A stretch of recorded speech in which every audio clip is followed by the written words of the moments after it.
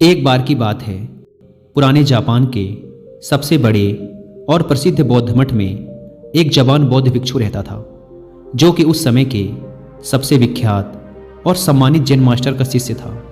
वह बौद्ध मठ में जैन मास्टर की सेवा करता और उनसे जैन की शिक्षाएं लेता, वह उनका अभ्यास करता। वह नौजवान बौद्ध भिक्षु बहुत ही होशियार, मेहनती और अपने कार्यों के प्रति ईमानदार था। वह जैन मास्टर के द्वारा दी गई हर एक शिक्षा का पूरे लगन के साथ अभ्यास करता और पूरी ईमानदारी के साथ उनका पालन भी करता। वह कभी भी अपने गुरु को शिकायत का कोई अवसर नहीं देता था, इसीलिए जैन मास्टर भी उससे बहुत खुश और संतुष्ट थे। एक दिन जैन मास्टर ने अपने उस शिष्य को एक बहुत ही महत्वपूर्ण काम देने का निर्णय किया। उन्होंने शिष्य को अपने पास बुलाया और उसके हाथों में एक पत्र देते हुए कहा, तुम्हें इस पत्र को जितना जल्दी हो सके क्योटो शहर में रह रहे इसके असली मालिक तक पहुंचाना है। लेकिन याद रहे, किसी भी हालत में यह पत्र तुमसे खोना नहीं चाहिए और ना ही किसी दूसरे व्यक्ति के हाथ लगना चाहिए।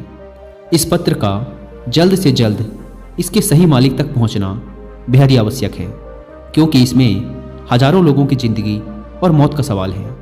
मास्टर का आदेश मिलते ही वह बिना एक क्षण गवाए अपने काम में लग गया। उसने रास्ते के लिए भोजन लिया, अपनी तलवार उठाई और घोड़े पर सवार होकर निकल पड़ा पत्र को उसके मालिक तक पहुंचाने के लिए। वह अपने घोड़े को तब तक तेजी से दौड़ाता रहा जब तक वह एक बड़ी सी नदी के किनारे नहीं पहुंच गया, जिसे पार करने के लिए एक सकरा सा पुल बना हुआ था। उस पुल के दूसरी तरफ एक समुराई योद्धा अपनी तलवार लिए हुए खड़ा था, जिसने उन पहले 100 लोगों से युद्ध करने की कसम खा रखी थी जो उस पुल को पार करेंगे।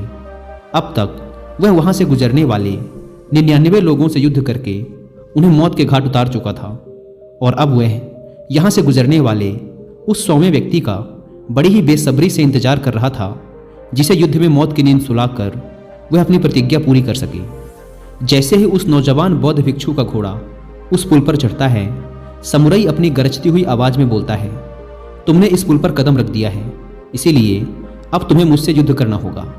अपनी तलवार निकालते हुए समुराई चिल्लाया, मरने के लिए तैयार हो जाओ।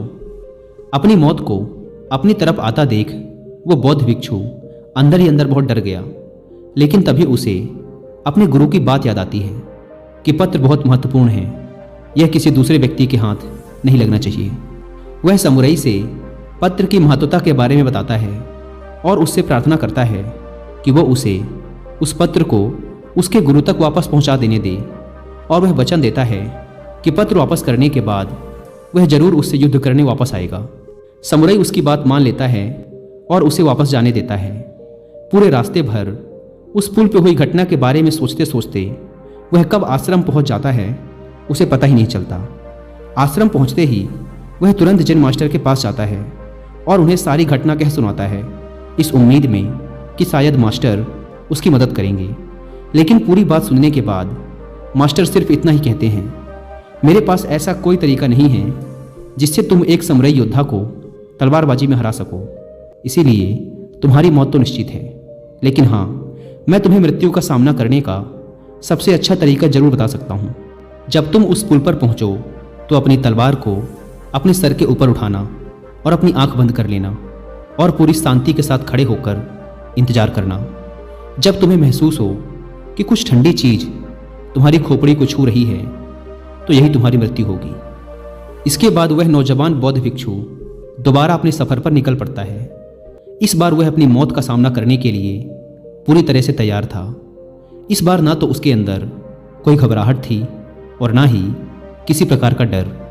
जब वह उस पुल पर पहुंचता है जहां समुराई उसका इंतजार कर रहा था, तो वह ठीक वैसा ही करता है जैसा मास्टर ने उससे कहा था।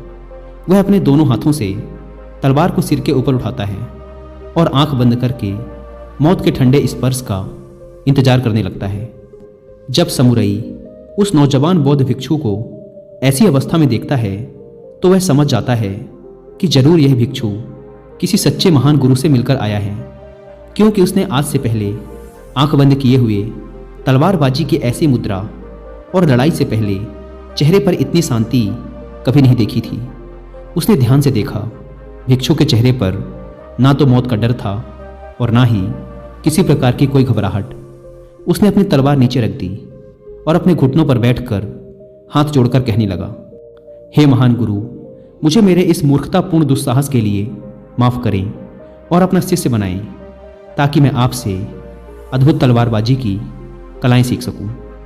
दोस्तों, वो बौद्ध भिक्षु हम हैं और वो समुराई हमारे जीवन की सबसे विकट समस्याएं। कई बार हम ऐसी स्थिति में फंस जाते हैं जहां से बाहर निकलने का हमें कोई रास्ता नजर नहीं आता।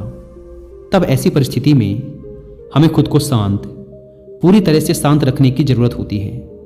सोचिए, अगर उस जवान भिक्षु ने समुराई के सामने अपने प्राणों की भीख मांगी होती या उसके सामने रोया गिड़ाया होता, तो बहुत बड़ी संभावना थी कि समुराई उस पर हंसता और अगले कुछ ही पलों में उसे टुकड़ों में काट देता। या फिर अगर उस भिक्षु ने डर कर, घबराहट और जल्दबाजी में समुराई पर हमला कर दिया होता, तब भी उसका यही परिणाम होता। लेकिन उस नौजवान शिष्य ने इतनी शांति और स्थिरता के साथ उस समुराई का सामना किया और इतने उच्च कोटि के जिन का परिचय दिया कि उस समय वो उस समुराई से भी बेहतर हो गया और परिणाम स्वरूप समुराई उसके सामने झुक गया, क्योंकि एक समुराई होने की वजह से उसने तुरंत यह महसूस कर लिया कि उसका सामना उससे भी अधिक जिन का अभ्यास करने वाले व्यक्ति से हो गया है। तो चाहे परिस्थितियां कितनी भी खराब क्यों ना हो, कितना भी मुश्किल लगे उनका सामना करना, इस नौजवान भिक्षु की कहानी को याद रखना। और जब भी कोई मुसीबत रूपी समुराई आपके सामने आए तो अपनी आंखें बंद करो और शांत हो जाओ, पूरी तरह से शांत, और वो समुराई आपके सामने भी जरूर झुकेगा।